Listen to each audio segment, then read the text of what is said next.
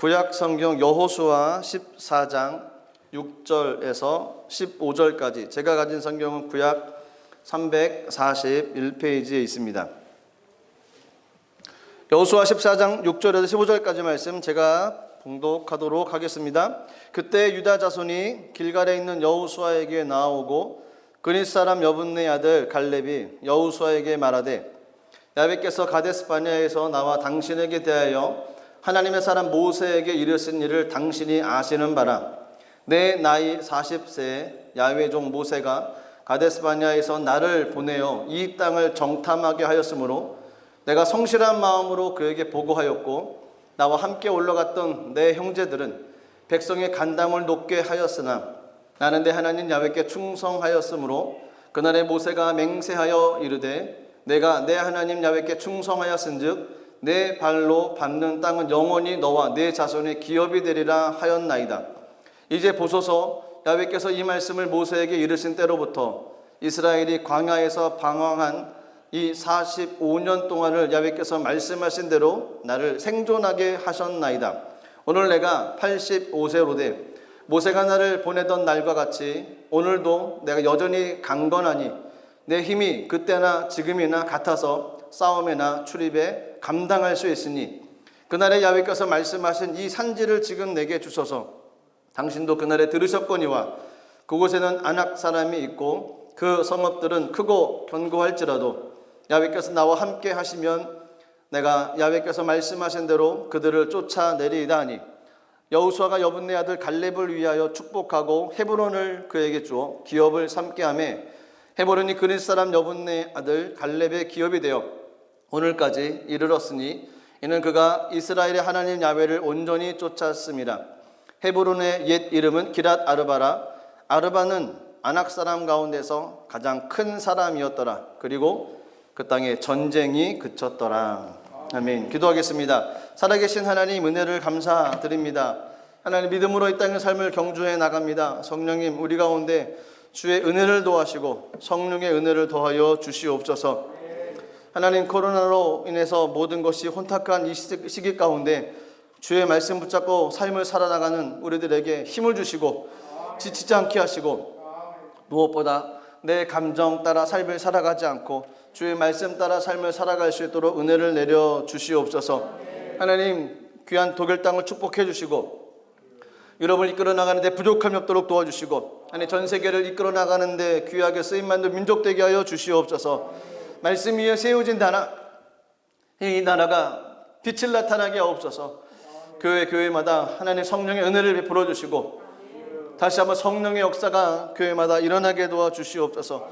몸된 제단 위에 흐르시는 성령의 은혜가 하나님 흘러넘쳐 가정과 삶까지도 흘러넘치게 하시고 성령의 다스리심과 성령의 인도하심으로 삶을 살아가게 하여 주시옵소서.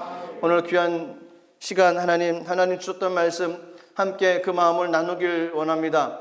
하나님 이 가운데 자정하시고 주님 말씀만이 깨달아지고 주의 말씀만이 우리의 삶을 다스릴 수 있도록 성령님 인도하여 주시옵소서.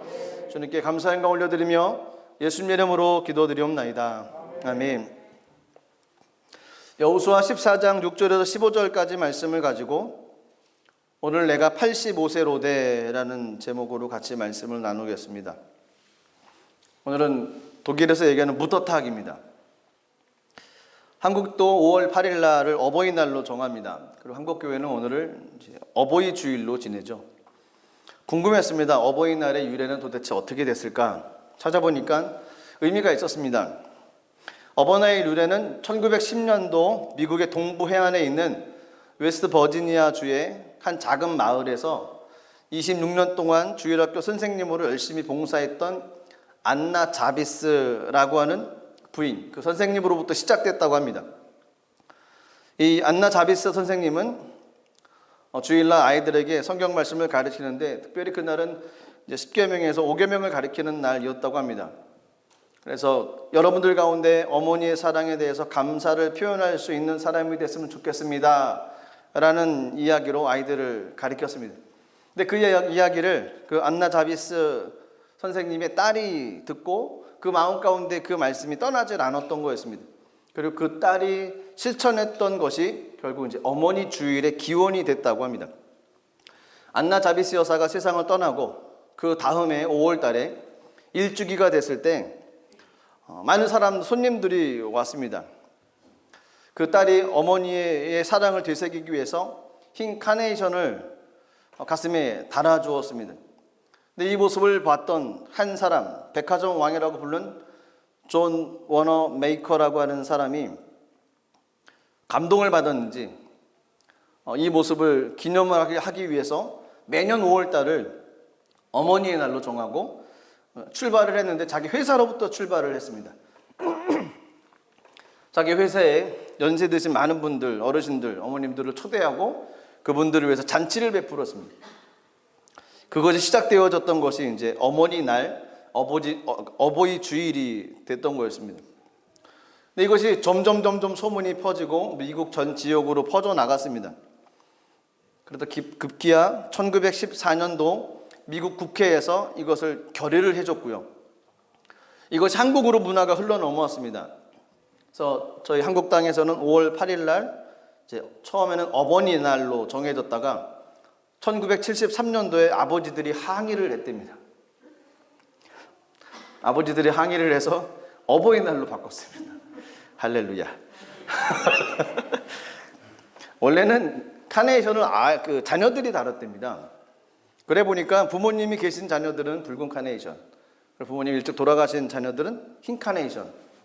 자녀들이 달았다가 이것이 세월이 지나가면서 이것을 부모님들께 달아드리는 것이 되어졌고 지금은 이제 그렇게 하고 있죠.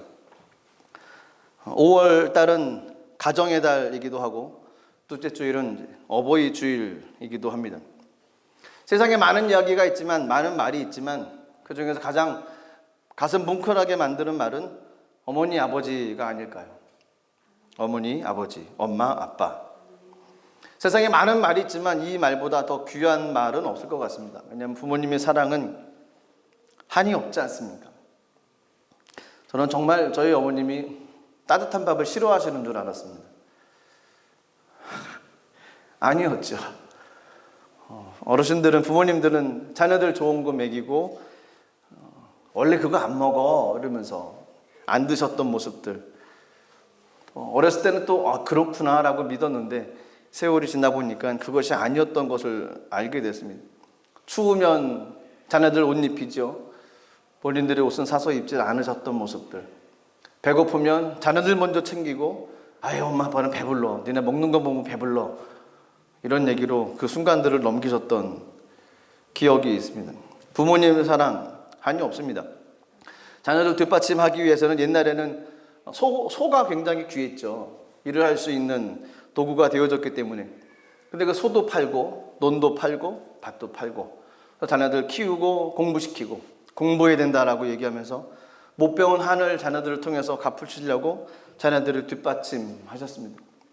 부모님의 사랑 태평양 바다보다 넓고 깊습니다. 측량할 수 없고 헤아릴 수가 없습니다.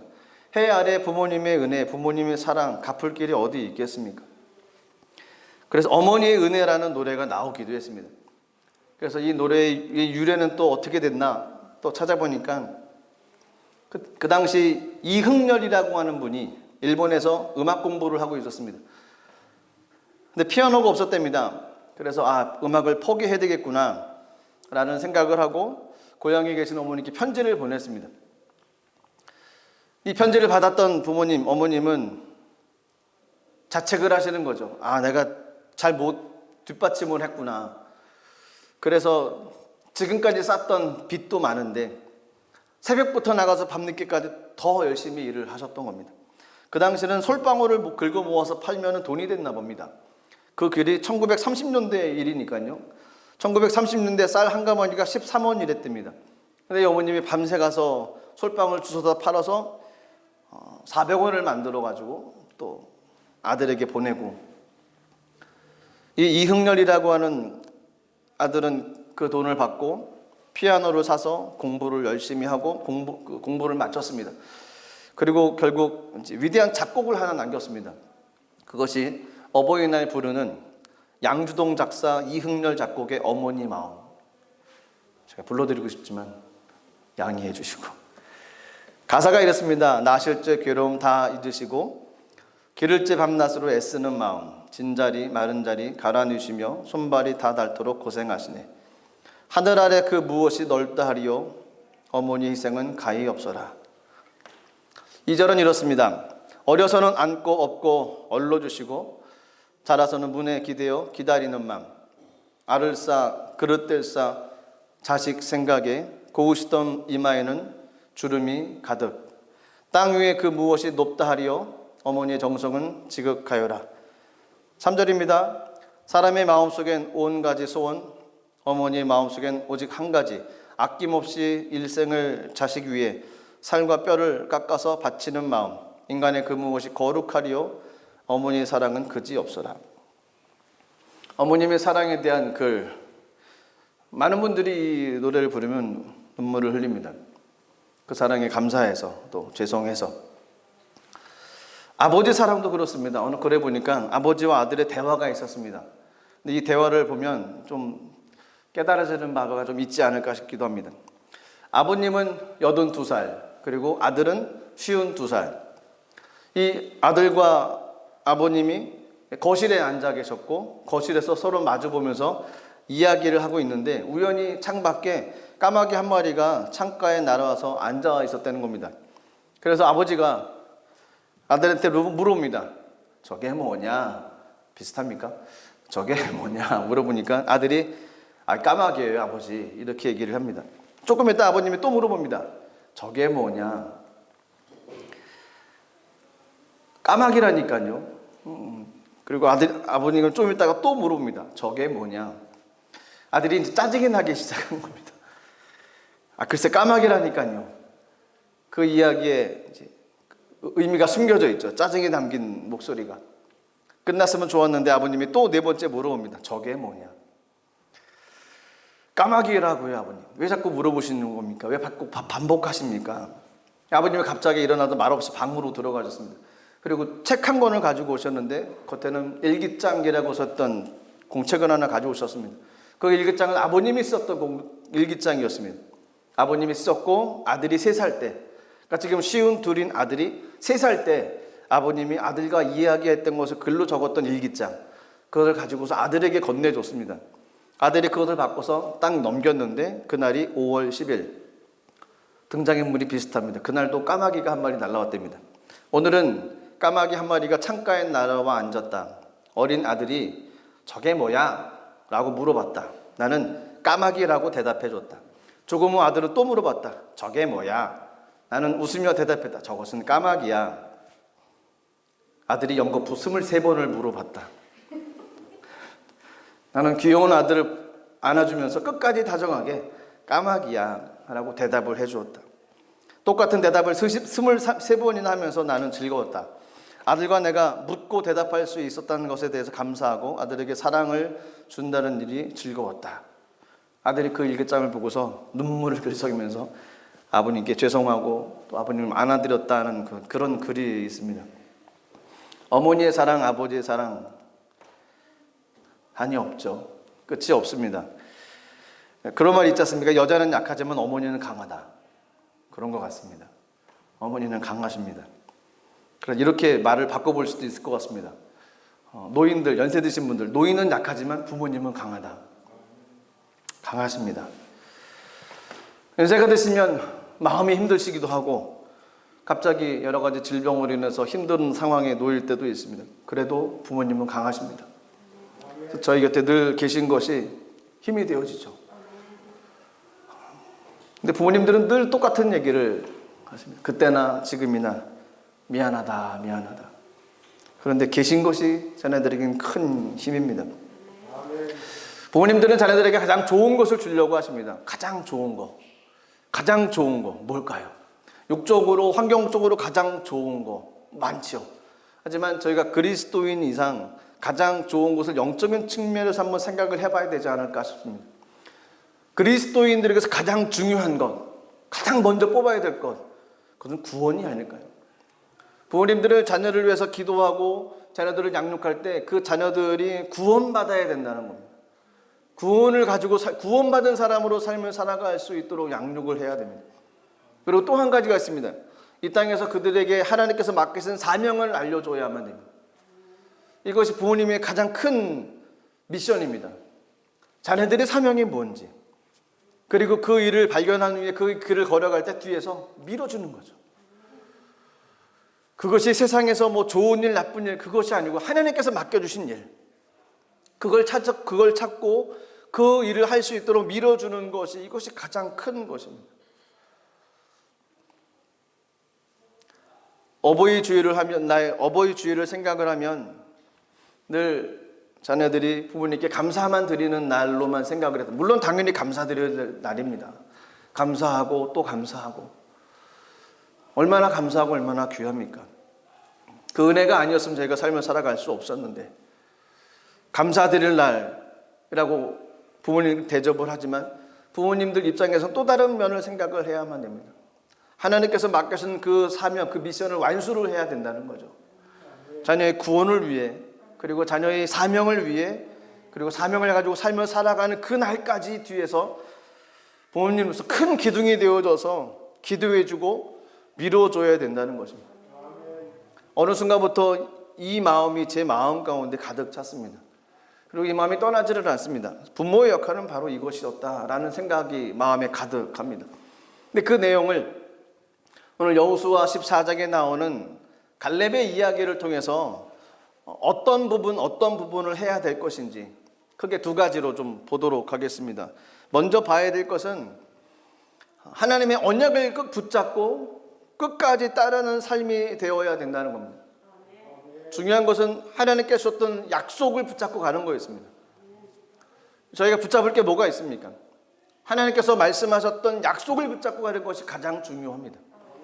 여호수아 14장 6절에서 9절까지 말씀을 좀 길지만 제가 읽겠습니다. 그때 유다 자손이 길갈에 있는 여호수아에게 나오고 그닛 사람 여분네 아들 갈렙이 여호수아에게 말하되 야훼께서 가데스 바네아에서 나와 당신에게 대하여 하나님의 사람 모세에게 이르신 일을 당신이 아시는 바라. 내 나이 40세에 야훼의 종 모세가 가데스 바네아에서 나를 보내어 이 땅을 정탐하게 하였으므로 내가 성실한 마음으로 그에게 보고하였고 나와 함께 올라갔던 내 형제들은 백성의 간담을 높게 하였으나 나는 내 하나님 야훼께 충성하였으므로 그 날에 모세가 맹세하여 이르되 내가 내 하나님 야훼께 충성하였은즉 내 발로 밟는 땅을 영원히 너와 내 자손의 기업이 되리라 하였나이다. 유다 자손에 대한 땅 분배가 시작되어졌을 때 갈렙이 여호수아 앞에 나갔습니다. 그리고 45년 전에 있었던 일, 가데스 바네아에서 있었던 일들을 생각하면서 이야기를 합니다. 그 당시 출애굽했던 이스라엘 백성들은 12명의 정탐꾼을 파송을 했습니다. 그들이 돌아왔을 때는 반반으로 나누는 이야기가 나왔습니다. 여호수아 갈렙의 이야기하는 보고, 그리고 나머지 10명이 보고하는 보고, 두 가지 내용으로 갈리게 되어졌습니다. 갈렙은 자기가 보고했던 것은 마음에 성실한 대로 최선을 다했다는 겁니다. 자기가 느껴지는 대로 그대로 보고했다는 겁니다. 갈렙의 눈에 비춰지는 대로 그 땅이 하나님께서 약속하셨던 그 땅, 젖과 꿀이 흐르는 땅이라는 걸 분명히 확신하고 갈렙은 이야기를 했다는 겁니다. 자기 생각이 아니고요, 자기 느낌, 감정이 아니고 하나님께서 말씀하신 그 땅이라서 그가 분명히 보게 되어졌다는 거였습니다. 하지만 10명의 정탐꾼으로는 그렇지 않았습니다. 그 땅은 사람을 삼키는 땅이다라고 얘기를 했습니다. 악평을 했습니다. 사람을 죽이는 땅이라고 악평을 했던 거였습니다. 그 결과 10명의 정탐꾼은 백성의 간담을 높게 하는, 모두 다 사시나무 떨도 떨 수밖에 없는 그런 결과를 낳게 되어졌습니다. 눈에 보이는 현실만을 판단하고 하나님의 약속의 말씀에 의해서 생각을 하지 못했다는 거였습니다. 하나님의 말씀을 기억하지 못하고 환경을 바라보니까 낙심하게 되어지고, 그 낙심이 절망으로 가게 되어지고, 그래서 그 삶 가운데 이제 안 되는구나, 포기해야 되는구나 라는 생각을 하게 되어졌습니다. 놀라운 것은 하나님의 약속의 말씀이 있었음에도 불구하고 그들이 그런 결과를 내렸다는 것입니다. 근데 갈렙은 그렇지 않았습니다. 갈렙은 성경에 보면 나온 두드러지는 단어가 나는 야훼 하나님을 온전히 쫓았다라고 성경에 기록되어져 있습니다. 온전히 쫓았다는 것은 빈틈없이 바짝 붙어 다녔다라는 겁니다. 그 이야기를 하나님께 주셨던 약속의 말씀을 잊어버리지 않았다는 것이죠. 그 하나님의 말씀을 기억했다는 것이었습니다. 하나님의 말씀을 기억하고 마음에 새기고 그 말씀을 붙잡고 삶을 살아갔던 것이 갈렙이었다는 겁니다. 그래서 그가 그렇게 얘기합니다. 우리는 그들보다 강하다라고 얘기를 할 수 있습니다. 그리고 하나님께서 자기에게 개인적으로 주셨던 약속 또한 잊어버리지 않았습니다. 내 발로 밟은 땅 다 너에게 주겠다. 하나님의 약속이었습니다. 그리스도인들에게서 하나님의 약속이 얼마나 중요합니까? 하나님의 약속은 변함이 없다는 거였습니다. 그래서 저희가 응답을 받으려고 하는 것 중에 하나도 하나님의 말씀은 분명하고 거짓이 없고 그 말씀은 확신이 있기 때문에 그렇습니다. 사람이 불가능한 일도 주님께서 말씀하시고 그것이 응답으로 떨어지면 말씀대로 되어진다는 거였습니다. 그래서 응답을 받기를 소망하는 것이 저희들의 모습이었습니다. 갈렙이 하나님의 말씀으로 응답을 받았습니다. 그리고 그 말씀을 마음에 새겼습니다. 45년이 지났습니다. 45년이 지난 후에도 그 마음은 조금도 변함이 없었던 거였습니다. 45년이라는 세월이 얼마나 깁니까? 광야를 해다니면서 40년 동안 방황하는 동안에 그 마음 가운데 그 하나님의 말씀이 사라지지 않았다. 기적 중에 하나입니다. 그리고 가나안 땅에 들어가서 전쟁을 치르는 동안에도 얼마나 힘들고 어려운 환경에 부딪힘에도 불구하고 그 마음에 요동함이 없었다는 겁니다. 아직도 그 땅에는 가나안 원주민들이 남아있는 상태였습니다. 그럼에도 불구하고 하나님의 약속의 말씀을 붙잡았다는 거였습니다. 이것이 기적 중에 기적이었습니다. 다 내쫓았으면 그나마 하나님의 말씀을 믿고 신뢰할 텐데 아직도 남아있는 가나안 원주민들, 그럼에도 불구하고 말씀을 믿고 포기하지를 않았습니다. 그 말씀을 늘 기억하며 살며 살았다는 거였습니다. 여기서 저희들이 다시 한번 한 가지를 생각해야 될 것이 바로 이 부분입니다. 갈렙은 어떤 환경 속에서도 하나님의 약속의 말씀을 놓지를 않았습니다. 부모님들이 늘 기억하면서 자녀들을 위해서 기도해 줄 때 무엇을 가지고 기도합니까? 하나님의 약속의 말씀이었습니다. 왜 결혼을 하면 꿈이 있지 않습니까? 내 가정은 이렇게 키워야지. 이런 모습으로 삶을 살아야 돼. 자녀를 주시면 우리 가족들이, 저도 그런 꿈을 꾸었습니다. 날이 좋은 날 식구들끼리 손잡고 교회를 가는 겁니다. 얼마나 좋습니까? 근데 저는 늘 새벽에 갔습니다. 그런 꿈들이 있지 않습니까? 자녀를 주시면 자녀는 어떻게 키워야 될 건지 뭐 이런 생각들. 그런데 그런 생각이 아니고요, 자녀를 위해서 주셨을 때 이 자녀를 위해서 기도할 때 하나님 어떻게 키워야 됩니까? 라고 기도할 때 하나님께서 어떤 말씀을 주셨다는 거죠.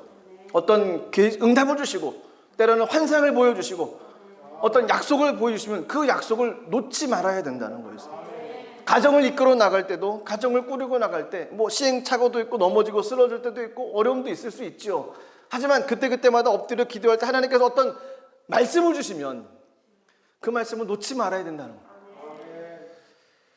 그것이 있어야 된다는 겁니다. 갈렙에게 있어서 약속의 말씀은 저희들에게서 바로 그 말씀, 인생의 삶의 방향도 그 말씀이 있어야 된다는 거였습니다. 그 약속의 말씀이 있어야지 방향을 잡을 수가 있습니다. 그 말씀이 있어야지만이 다시 일어서서 앞으로 나갈 수가 있다는 거였습니다. 세상 사람들은 우연이다라고 얘기를 많이 합니다. 우연히 그렇게 됐겠지. 우연히 일어난 일이, 이런저런 일이 일어났겠지. 예수 믿는 사람들에게 우연이 어디 있겠습니까? 하나님은 참 좋으신 분이신 것이 모든 것을 합력하여 선을 이루십니다. 저희가 실수하고 넘어져 있는 상태에도 하나님은 저희가 기도하고 주님께로 나가면 그 실패를 가지고 합력해서 선으로 만들어 주십니다. 그래서 결국은 조금 돌지만 하나님 원하시는 방향으로 갈 수밖에 없게 되어진다는 겁니다. 갈렙이 잡았던 것은 말씀이었습니다. 언약의 말씀. 45년이 지났지만 놓지 않았던 말씀. 끝까지 그 말씀 붙잡고 기도하고 나갔습니다. 부모님들이 해 주셔야 될 것이 바로 그 말씀. 하나님께서 자녀를 향한 말씀, 가정을 향해 주셨던 말씀, 내 사업체와 내 삶을 통해서 주셨던 하나님의 말씀, 그 말씀이 있어서 그 말씀 붙잡고 나가는 것이 절대적으로 필요하다는 것입니다. 그것이 없으면 넘어집니다. 그것이 없으면 방황할 수밖에 없습니다. 망망대해 떠 있는 배처럼 등대를 찾아가는데 불빛이 안 보이는 겁니다. 말씀이 힘이 될 수밖에 없습니다. 말씀을 받고 나가는 삶이 되어야 될 줄 믿습니다. 갈렙을 통해서 배웠을 수 있었던 또 한 가지는 뭐냐면, 그는 그 말씀이 이루어질 때까지 최선을 다했다는 겁니다.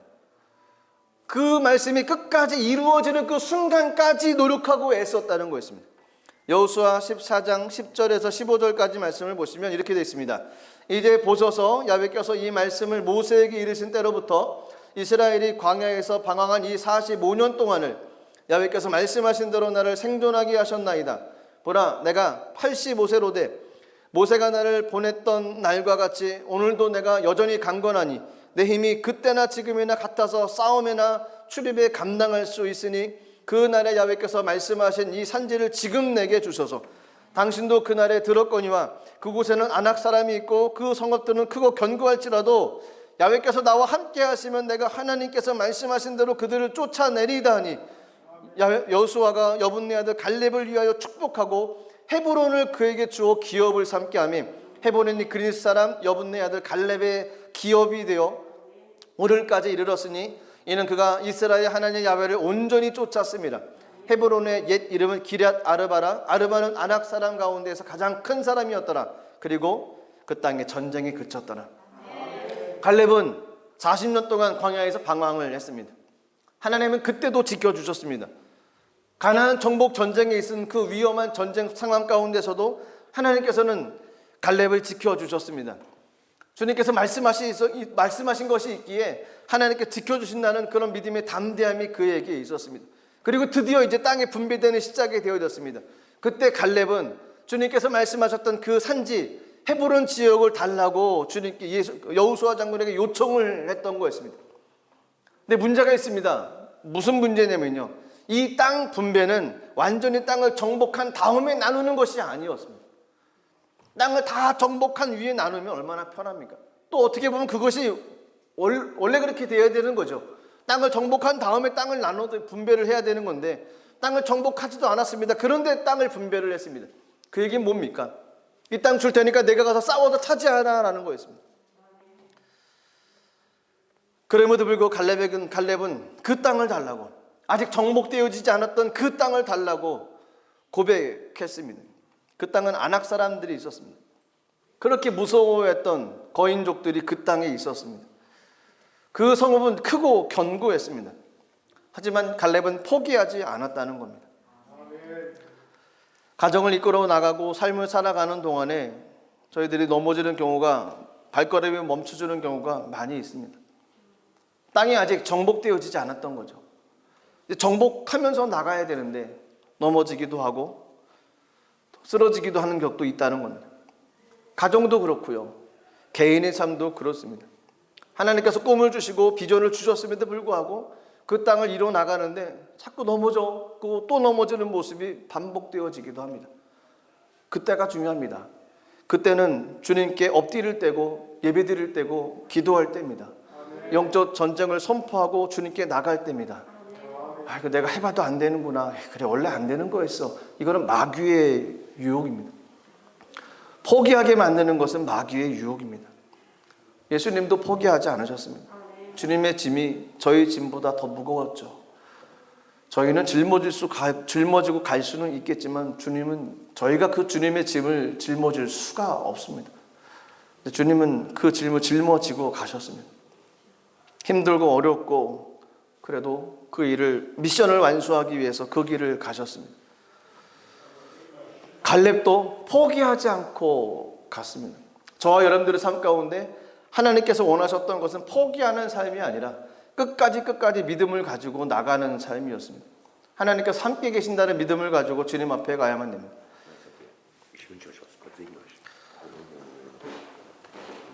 주여, 예배 가운데 하나님의 은혜가 선포되어지길 간절히 소망합니다.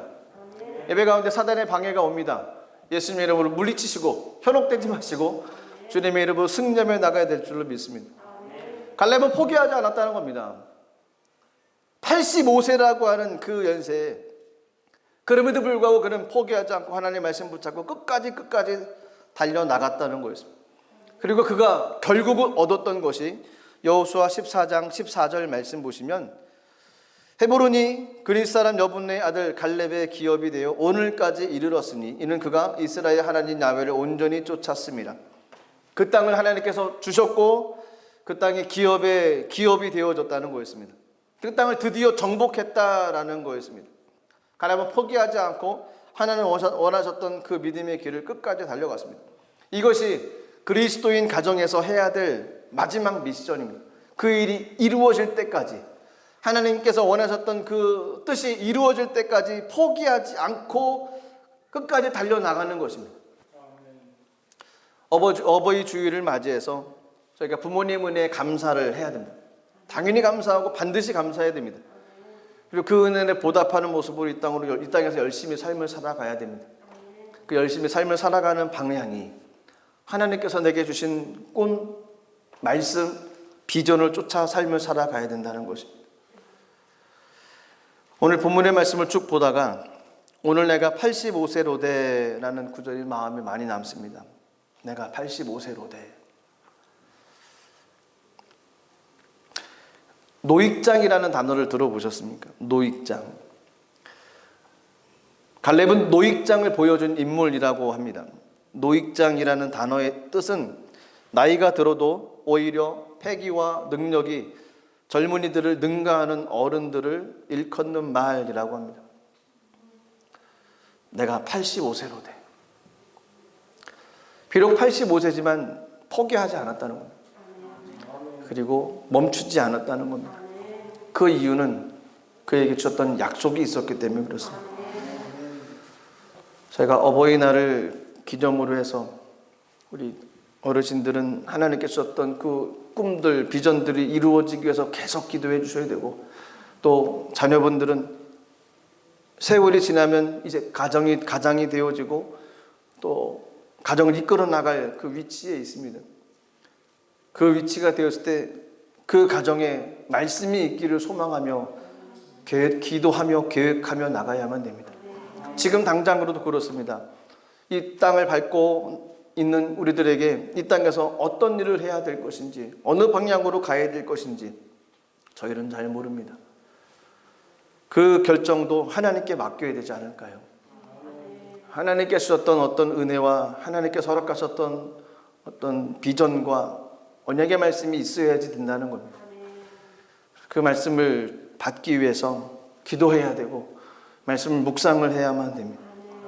내 뜻대로 삶을 살아가지 않고 하나님 말씀대로 삶을 살아가는 은혜, 그 은혜가 저와 여러분 삶 가운데 가득하시기를 주님의 이름으로 축복합니다. 기도하겠습니다. 하나님, 주님의 은혜와 사랑에 감사드립니다.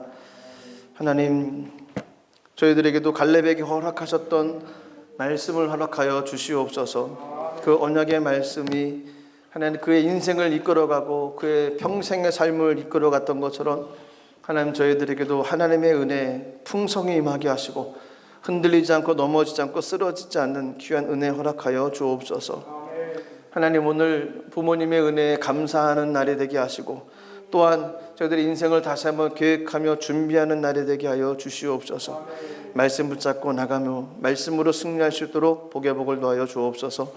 감사드리며 예수님 이름으로 기도드리옵나이다. 아멘. 우리 말씀을 생각하시면서 한번 기도하겠습니다. 이 시간에 기도할 때 하나님 갈렙에게 보여주셨던 언약의 말씀을 허락하여 주시옵소서. 내 삶 가운데, 내 가정 가운데, 내 자녀 가운데도 하나님께서 주셨던 그들의 꿈, 그들의 비전, 하나님께서 원하시는 길과 방향과 하나님의 뜻을 허락해 주시고 그 말씀 붙잡고 삶을 살아나갈 수 있도록 은혜를 내려주시옵소서. 기도하시고 또 지금 저희도 환경 가운데 처해 있는 여러 가지 환경의 모습 가운데서도 하나님의 말씀이 비춰져서 방향을 보여주시고 깨닫게 하시고 하나님의 은총과 함께 삶을 살아나갈 수 있는 은혜를 달라고 우리 시간 말씀을 생각하시면서 통성으로 잠시 한번 기도하겠습니다. 살아계신 하나님 아버지, 주님의 은혜와 사랑에 감사합니다.